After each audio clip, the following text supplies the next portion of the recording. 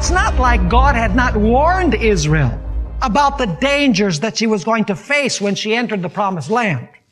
In Leviticus chapter 18 and verses 26 to 30, we find God's warning to Israel. Notice what it says there. You shall therefore keep my statutes and my judgments, and shall not commit any of these abominations, either any of your own nation or any stranger who dwells among you. For all these abominations the men of the land have done, who were before you, and thus the land is defiled, lest the land vomit you out also when you defile it, as it vomited out the nations that were before you.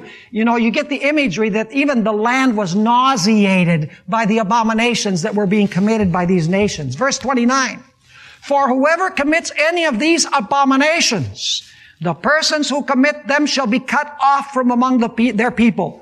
Therefore you shall keep my ordinance, so that you do not commit any of these abominable customs which were committed before you, and that you do not defile yourselves by them. I am the Lord your God. Time and again in this passage, God warns Israel not to partake in the abominations of the nations of Canaan where they were going to enter. Notice 2 Chronicles 36 and verse 14, and this is only a sampling of text. All throughout the Pentateuch, or the 5 books of Moses, the first 5 books of Moses, we find God warning Israel about not becoming defiled with the practices and doctrines which are called the abominations of the nations. 2 Chronicles 36 and verse 14.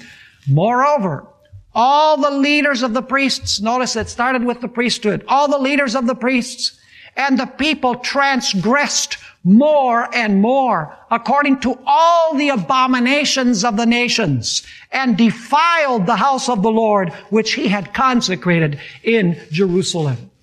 In other words, time and again God says that Israel, in spite of the fact that he had warned them not to become defiled with the abominations of the nations, they became defiled with the practices, with the teachings of these pagan nations. Now, as we noticed in our study last time, the Christian church has repeated the history of ancient Israel. The Apostle Paul, as we noticed in our last lecture, said that he had betrothed the Corinthians, or the church, to Christ as a virgin. In other words, the church in its original state, as we find in the book of Acts, was a pure church. It was the bride of Jesus Christ. But very early in her history, we noticed last night that the apostasy entered the Christian church. The man of sin sat in the temple of God, showing himself to be God. And of course, the temple of God is the church. Very early in the history of the early church, we're talking about even towards the end of the 1st century, the church began assimilating the beliefs, practices, and customs of the pagan nations that they came in contact with. And thus, the church of Jesus Christ, the bride of Jesus, whom Paul had betrothed to Jesus Christ, who was supposed to be a chaste virgin to Jesus, now became Babylon. In other words, the church repeated the history of God's Old Testament people. Even, as I mentioned, at the latter part of the 1st century, she allowed the practices of the pagan nations, Rome and other nations, to encroach upon herself, and thus she lost her simplicity and her purity. And in the book of Revelation, chapter 17, we find a description of that church that had apostatized from Jesus Christ. In fact, you know, it's interesting. I'm going to share with you some details that we studied last time. But before I share these details, I'd just like to say that a few years ago, I was speaking in Argentina.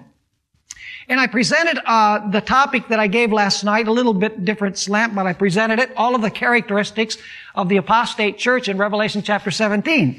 But at the end of the presentation, I never mentioned who these characteristics applied to. Well, the next morning, you know, I had interviews with the students in the morning and I preached in the evening. So the next morning, a student came to the office and wanted an interview with me. I said, sure, come on in. She looked at me in the eye and she said, Pastor Bor, I want you to know that you offended me last night.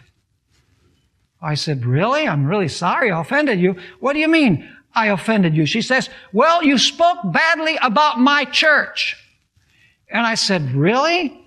I don't remember mentioning any church last night in my sermon. I didn't mention any church. I just gave a series of characteristics. She says, well, but you could tell by the characteristics what church you were talking about.